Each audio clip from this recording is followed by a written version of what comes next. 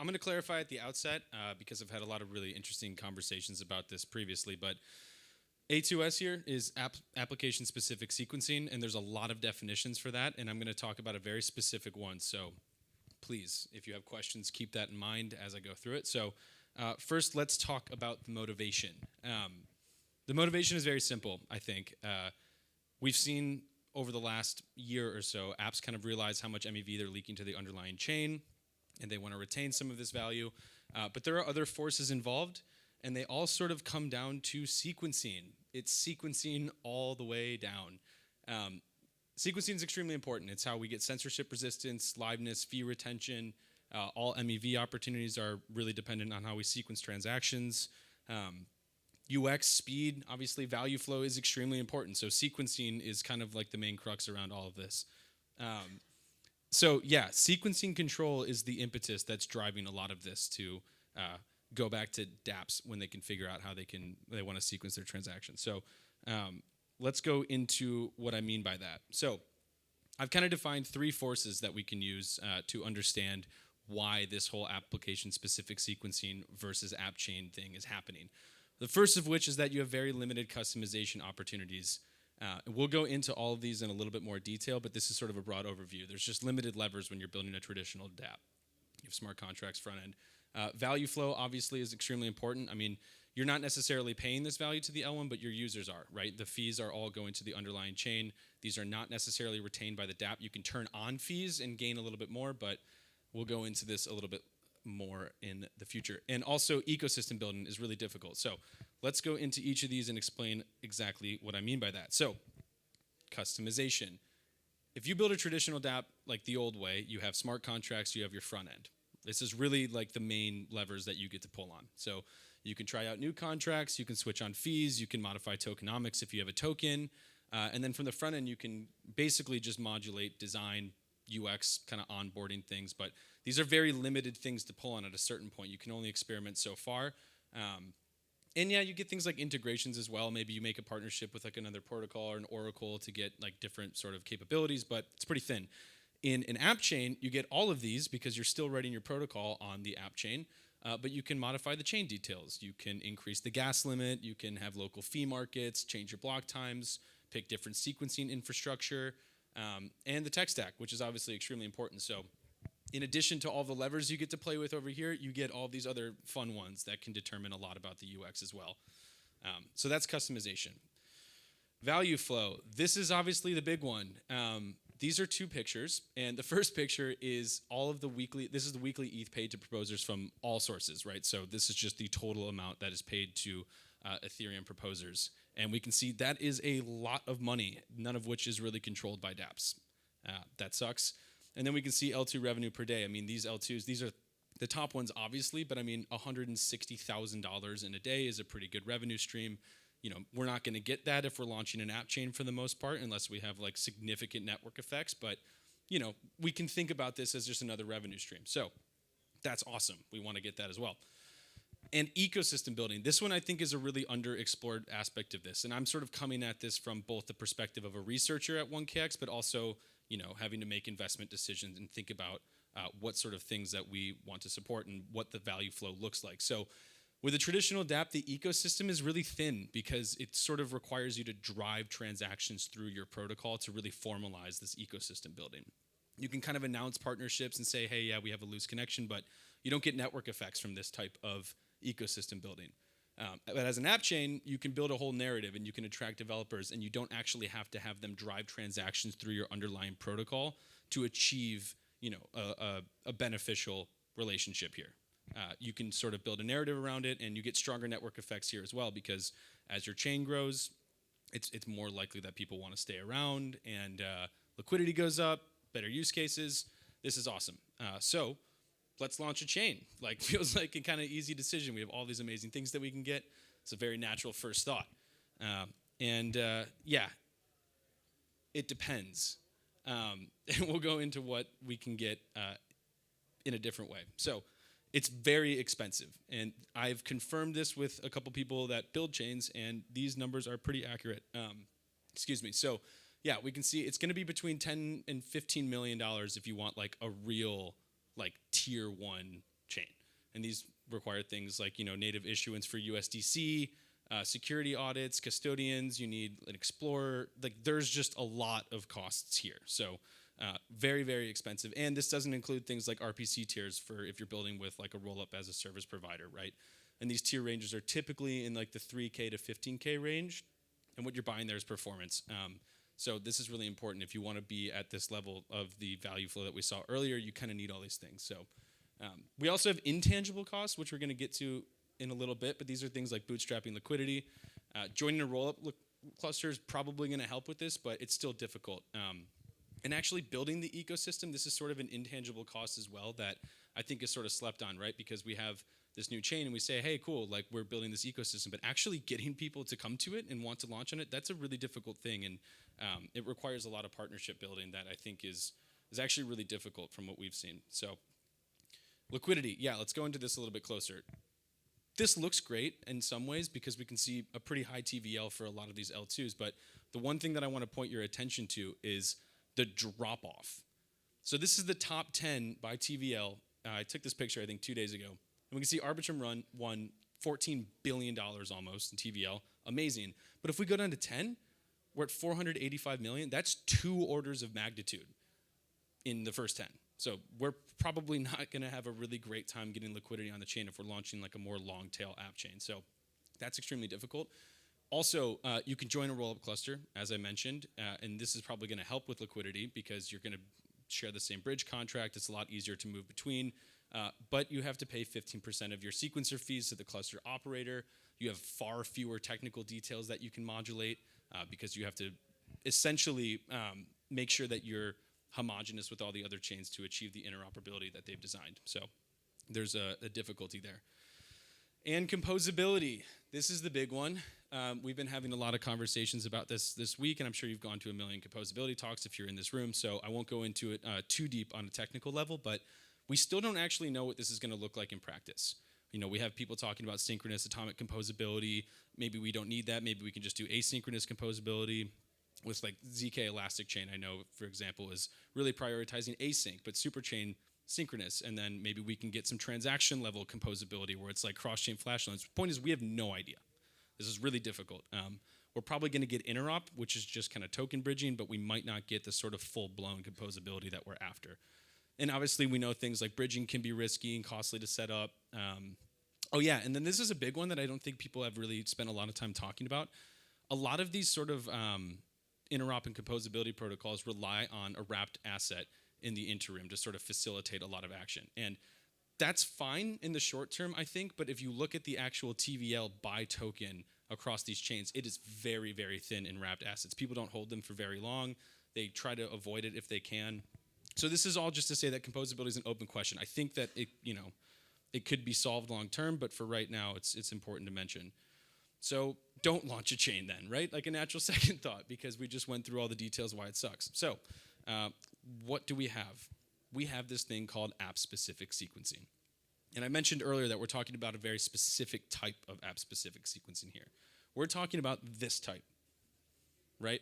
Which is where you have a custom auction, a custom bundler that is grouping specifically user ops in some way, shape, or form, and then grouping those as a single bundle and then submitting it to the black box of the PBS pipeline. So if you're wondering what that black box is, it's just sort of the underlying, I'm using ETH-L1 as an example here, but theoretically the black box is still the black box of whatever the underlying chain sequencer is doing. So this is the general structure, and let's talk about what that gives you. But before we do that, we're going to talk about where we've seen this before. So this is really just a common pattern in a lot of things, and you might not have thought about it as app-specific sequencing, but it really is. So like Sexes, for example, we're sequencing off-chain orders and then netting chains or netting actions on chain. 4337 user ops that a lot of these things rely on, bundles by solvers and then submit on chain. Like this is in essence app-specific sequencing in a way. CowSwap is basically a centralized exchange with self-custody in a sense. But then we have these new formalized versions, and this is kind of really where I want to spend most of my time, which is on things like Sorella, Atlas, semantic layer. And I know there's technical nuances here, and I know there are a couple of people in the audience who are probably going to want to debate some of the nuances of how I describe these, but I think for the purpose of this discussion, we just need to remember this picture. And this is really what I'm talking about. You have your own form of an auction, you have your own form of a bundler, and you're kind of grouping these things together. So we have this picture, which if you're in this space at all, you've definitely seen before. This is by Alex from Fastlane, and he built this amazing diagram to kind of show you the trade-off space between composability and value. So the more value that you look to retain, the less you're natively able to compose. And you can see app chains all the way over on one end, very low composability by default. We're working on that as a community. And then on the other end, we have smart contracts, essentially, which have tons of composability but don't really retain any of their value. All goes to the underlying protocol. So this is a great one to take a picture of. I'm not going to go into detail on all of this because I think that is not really the point of this, but it's really important to understand that this is generally true. The more value you want to capture, the less you can compose. So why the composability problem?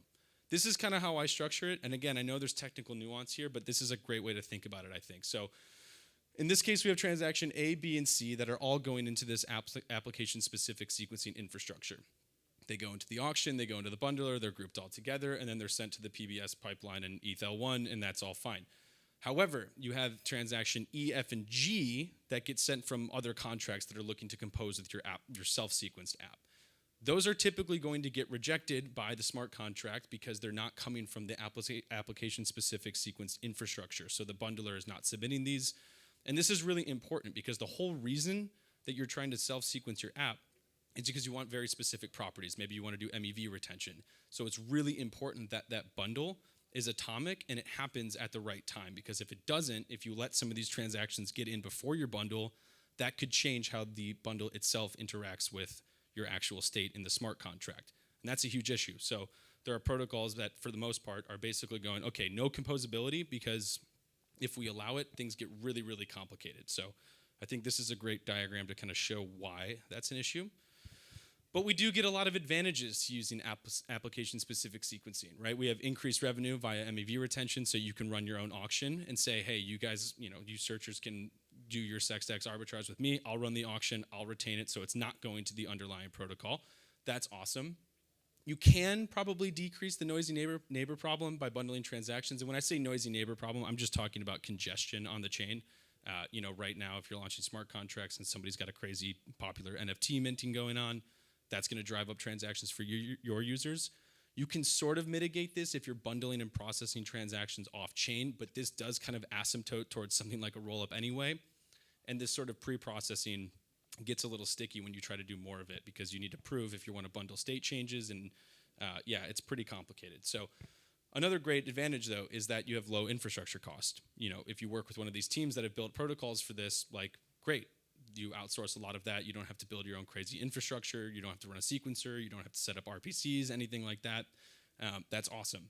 And you get great liquidity access, right? The dapp remains on the chain that has liquidity already. So if it's ETH-L1, you're staying on the chain. People don't have to bridge funds to use your app. Avoid the cold start problem. That's awesome. And we haven't seen this in practice yet, but there is the potential for custom sequencing rules. So we all talk about this in the case of MEV retention, but you could think of a gaming chain or a gaming dapp, for example, that wants to prioritize a specific type of sequencing for player movement. And that's really hard to codify in a smart contract. So you could essentially codify these rules outside, have all actions be user ops, and then maybe they'll have some more interesting, complicated ways to do sequencing. So that's great. But again, we have these sort of issues, right? The most glaring one is the composability problem. And we can talk about that a little bit deeper in a moment, but you still have to pay the base fees also to the underlying chain, and priority fees if you need timing guarantees. So this is an issue because bundles could theoretically be censored, which is an issue, right? So if you bundle all of these transactions via user ops and you submit one transaction to the underlying chain, there is a chance that that bundle does not get included and therefore executed on the chain in that slot, which is not a great UX. I don't expect this to happen super often, but it is a risk because you do not control the underlying protocol. And if you're not processing many transactions off-chain, you still do have to deal with the congestion issues, which, again, is sort of an issue as well. And even if you are bundling, you're submitting a big transaction, that transaction's still going to scale if there's more congestion on the chain. It might not be as often, but this is still an issue. And then a smaller point that I think is worth mentioning, but not as impactful, is that you're probably going to have to share some fees with the app-specific sequencing infrastructure that's doing this. I mean, they're a business as well, trying to make money.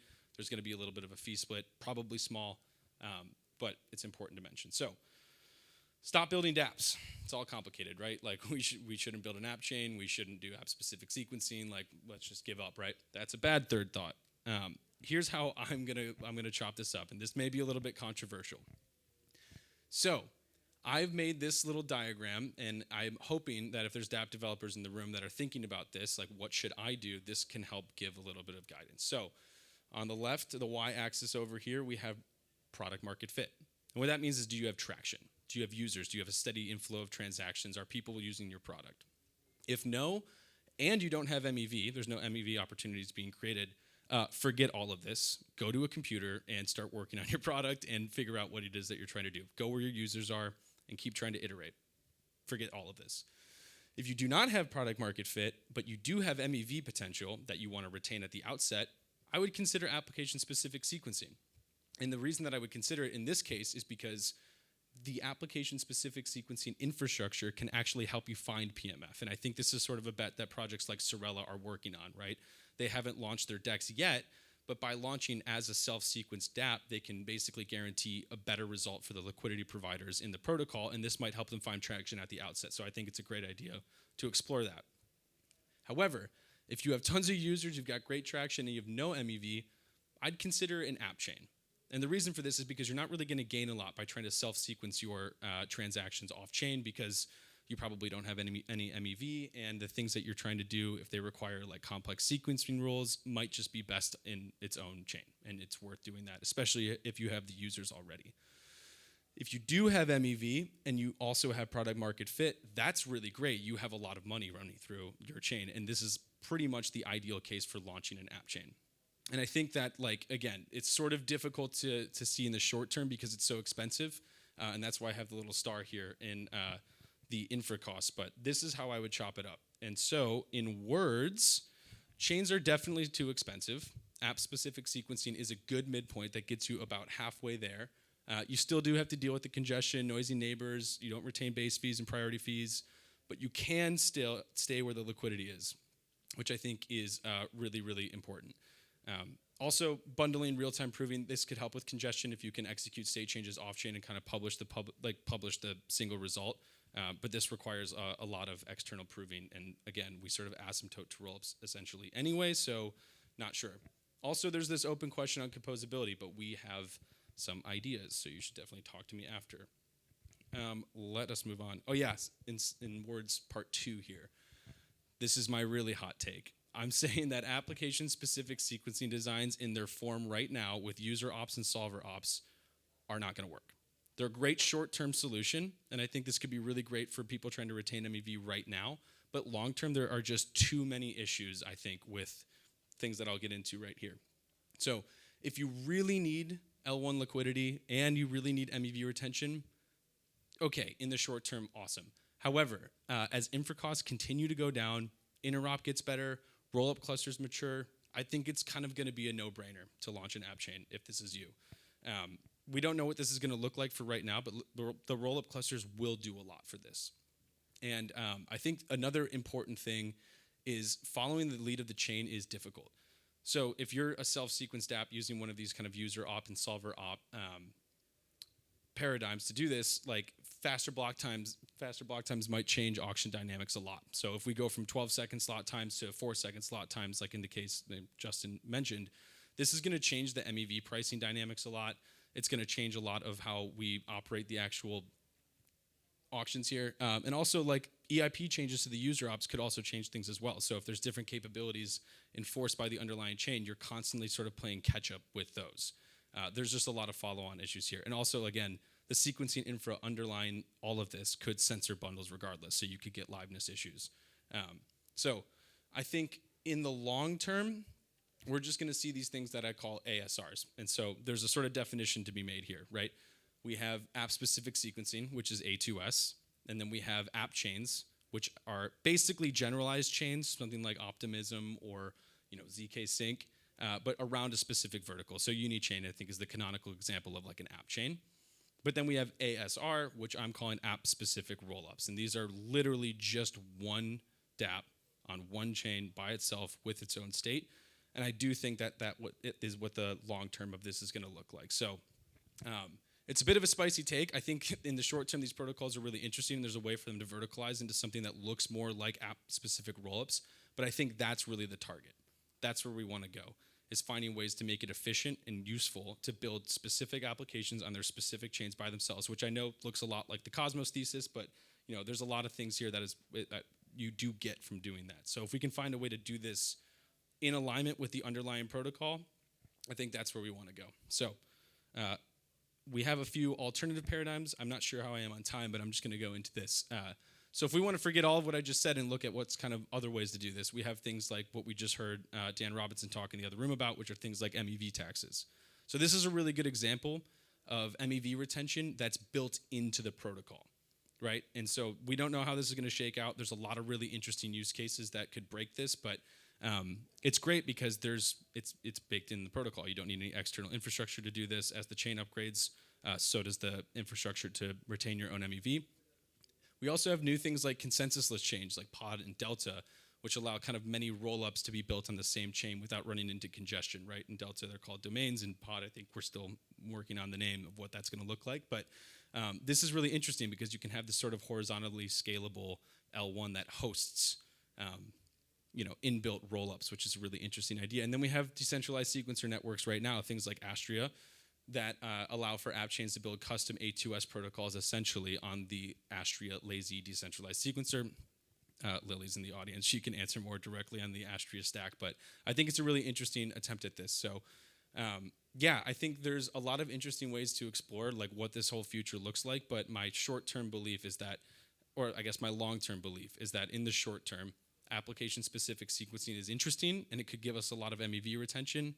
But I think in the long term, there's too many pressures from the underlying protocols to have value alignment, and that drive to build an ecosystem, to build a narrative, and to kind of build your own sovereign block space is going to be too strong as infrastructure costs go down. So, if you have other ideas, come talk to me. But until then, I will take any questions that you have.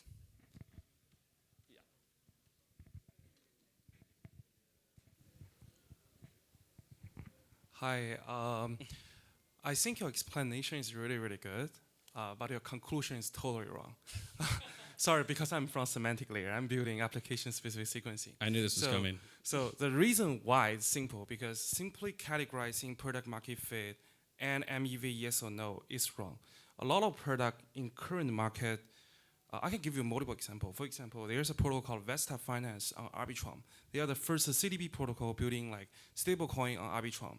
If they build their own chain where they have product market fit, no. Your product market fit is based on the chain that you are living on. So there are a lot of protocols they currently have traction because these chains themselves, they have tractions. And to be fair on appchain ideas, I'm actually super against appchain, simply because to be very fair, a lot of protocol launching appchain just because they want to raise higher valuation. That's a brutal fact.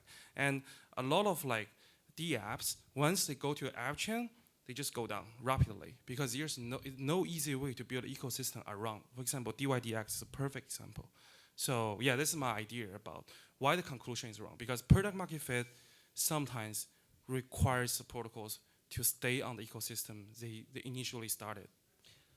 I think it's a great point. I don't agree with it, and the reason that I don't is because, if we're calling product market fit, so there's sort of two things in that I want to respond to.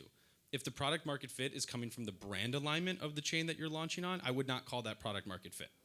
That's just, in the long term, once these things all kind of get commoditized, like the technology, the brand alignment's going to change a lot. So if you're saying, oh, well, I'm an Arbitrum chain, that's how I get my product market fit, that's not product market fit. Yeah, but if you're talking, I know, but if you're talking about specifically like liquidity and the liquidity that's accessed on there and all the other dapps that are on there, and you want to stay there for that reason, I agree.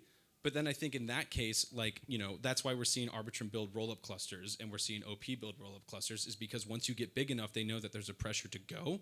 And so then you build an L3 that they provide interop with, and you can still keep that liquidity access, but you can expand into your own sovereign block space. And so I think that's the sort of pressure that I'm talking about.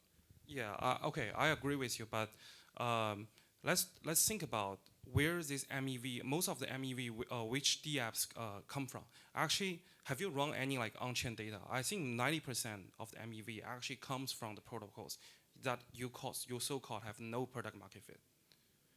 Actually, right now, the only product have native product market fit very minimum, like Uniswap, AV, and Compound, probably. Besides the rest of protocols, they all don't have. But majority MEV coming from these protocols. And another problem about, go ahead. No, I think it's a good point, and I think this kind of speaks to like what sort of activity is already happening on chain, and like I agree with you.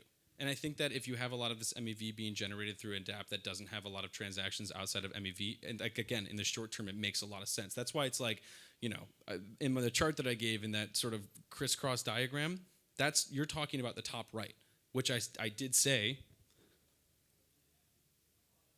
consider A2S. That's exactly what you're talking about. So I agree with you fully on that point. But I think, again, the long-term pressures of this, once they find transaction, like, because if you're a dapp that you're just building, you're like, I'm building because my main source of revenue is MEV. I just think in the long term, like that's just not a viable business. And I think we can debate that, and it's a separate conversation, but I think that's sort of the critical point. But again, I do agree with you on that specific point. So it is a good one. Yeah, behind you. Yeah. Okay. Hey, man. Thank you for the presentation. Yeah.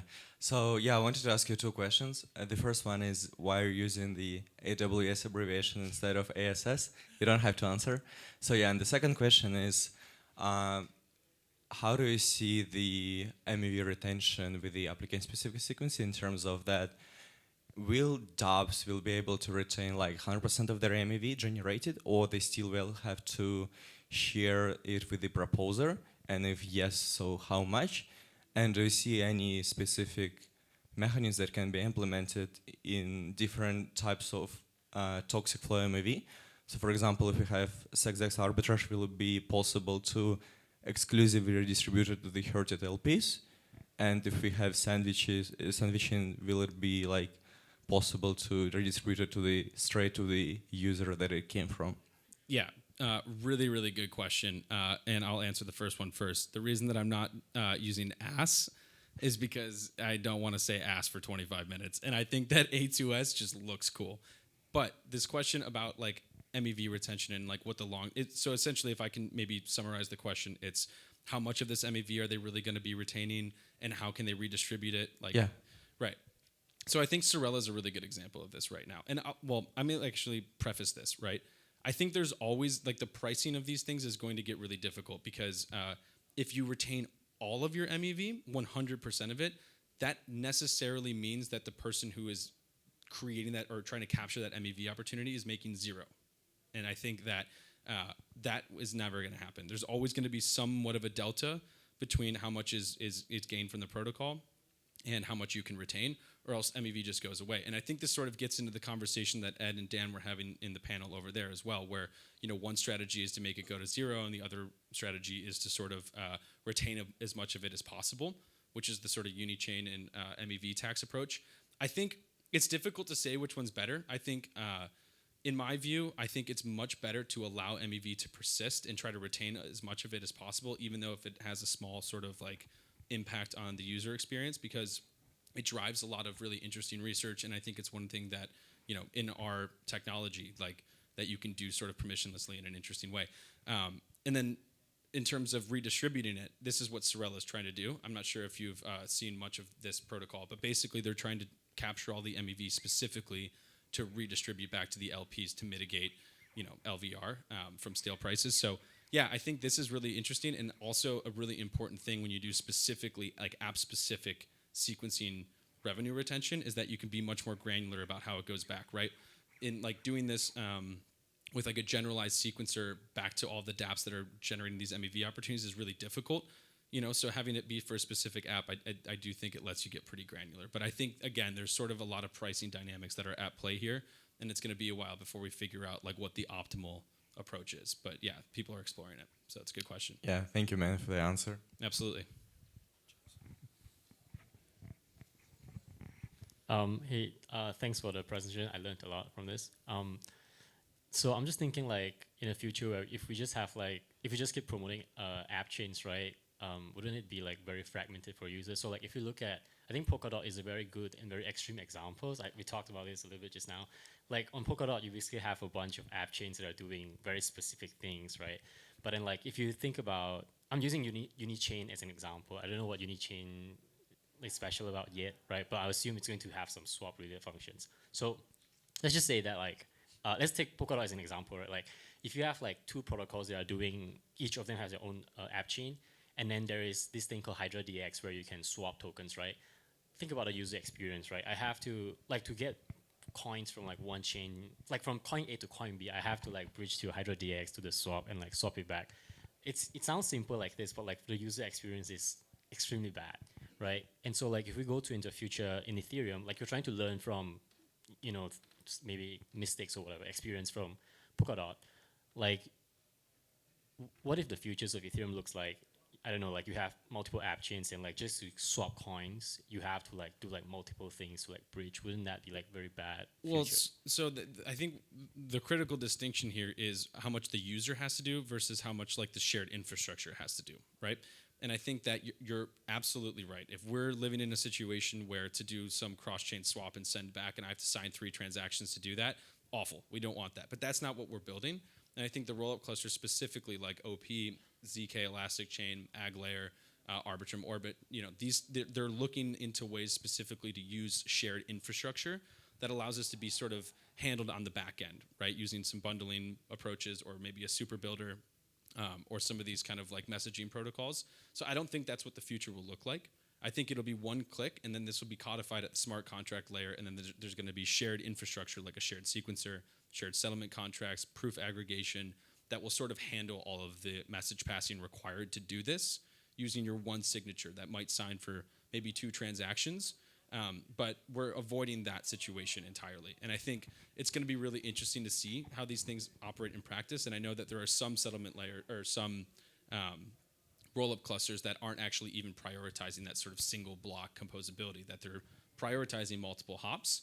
But again, I think the important thing is how much of this is going to have to be done by the user and how much of it's going to have to be done by the protocol, and what sort of trust assumptions are we making in between there. And so I think this will be solved, to be honest with you. I think in the next year where this won't feel that complicated. And I have another whole talk that I could give on composability that I did yesterday. And I think like we're going to see a combination of a lot of different things. So if you're a user that just wants to do very simple things, or you don't have huge trust assumptions that you're worried about, you just might use intents that can do a lot of this for you, right? So there's going to be a combination of a lot of this, but if you want to go fully trustless, I think in the next couple of years, this will sort of be solved. You'll just be one sign, and you can do something super complex. Right. I have some other, like I have a bunch of questions, and like I mean, it's a good explanation. I just have a bunch of like ideas and like questions that just. We should definitely. I'll talk to you after this. Yeah, I want to be sensitive to time. I know I'm a few minutes over, but so maybe take one more. Are we done? Yeah. Any other questions? Right behind you. Also. Wait. We did get 2 semantic layer questions, and I want to make sure that because we have a lot to talk about. So yeah, we can do that after. Yeah, do you think the end game is application-specific rollups? So I have my own chain, I have my own sequencing rules, and if that is the end game, then do general-purpose rollups all go to 0? It's such a good question. You're putting me on the spot in front of a camera to answer this. I mean, this is like my worst nightmare. I think that the true end game looks nothing like this. And I think that's sort of a non-answer that might be unsatisfying and also kind of protecting me from my future self looking at this and cringing. But like, I think we're going to see chains like, you know, Pod and Delta that have their own sort of paradigms for how we can scale like sovereign block space within one environment. I think right now we're sort of iterating on this typical design of blockchains, but like a consensusless chain isn't necessarily even a blockchain. It's got its own sort of way to verify transactions in state. And I think that's really what the end game for a lot of this looks like. But the realistic answer, I do think that the end game of this does look like app-specific rollups. I'll say that. I think having your own sovereign block space and having really strong interop. This is actually, to finish the thought on this, I'm kind of rambling on this question because I'm nervous about it, but I think we're doing some research on this internally, which I think is going to be really interesting to see like how much we are really composing right now in the L1. This is something that I have not seen a lot of actual data on yet. What does the transaction flow actually look like through multiple protocols? Like, are people even taking advantage of composability in the most composable case? So once we learn a little bit more about that, I think it'll be easier to kind of predict what the topology of the future network will look like. But It's a great question. Actually, really quick to finish on that question, because you asked one more thing. Do I think all generalized chains are going to go to zero? Absolutely not. I mean, these things have massive network effects. They can build communities. Like, these things are going to be around. And even if just like this is like saying, oh, because Bitcoin's not programmable, it's going to go to zero. No, it is very far away from zero. So I think we'll still see them, but we're not going to see a lot of them. We might have already seen a lot of the winners. Awesome. Thank you very much, Marshall. That's brilliant. Thank you. Great questions. Love a spicy Q&A.